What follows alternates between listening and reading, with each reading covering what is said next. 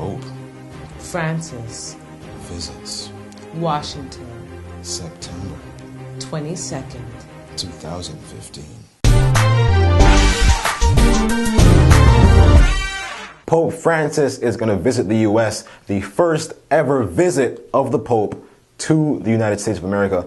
This is going to be a serious event, folks. What will he do? What will he say? How will his audience respond? Stay tuned for the answers to those questions, as the visit is imminent. Also noting this is going to be the first Pope ever to address a joint session of Congress, and we have already a broad spectrum of responses to this. For instance, James in Offney, an Oklahoma Republican, that says that it's inappropriate that the Pope should be talking about these sensitive far-left issues. And Paul Gosar, a Catholic Republican who plans to boycott the event, saying that he doesn't need to be lectured by the Pope, and also saying that if the Pope wants to take a political position on anything, he is free to be criticized like the rest of them. And then you have others like Senator Thom Tillis, a Catholic Republican from North Carolina, who basically says, hey, the Pope has been doing what other popes have been doing for how many years now, and it's perfectly okay for him to lay out his goals and his views.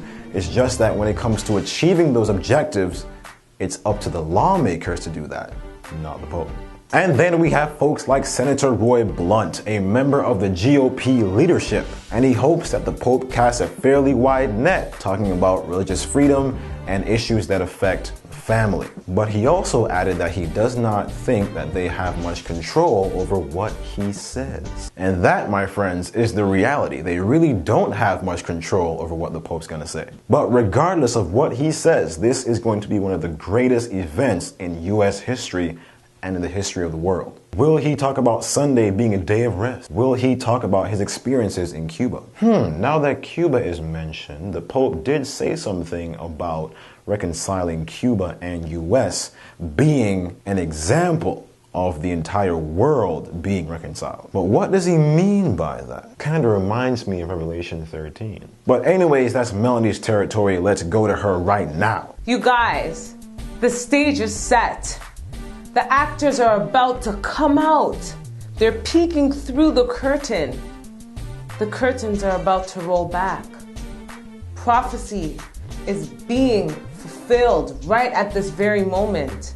And just listening to what Shay has to say, it makes me think too and wonder, what is on the Pope's agenda? What does he have in store? He's been preaching about the love and unity and a day of rest. Yes, it is good to be unified and love one another. But is the foundation Jesus Christ? Is the foundation the Word of God? Or does the foundation have a few cracks in it? It allows me to reflect upon Mark 16:15, and it says, "And he said unto them, Go ye into all the world and preach the gospel to every creature." And I won't stop there. I'll go into Ecclesiastes 12:13-14. Let us hear the conclusion of the whole matter.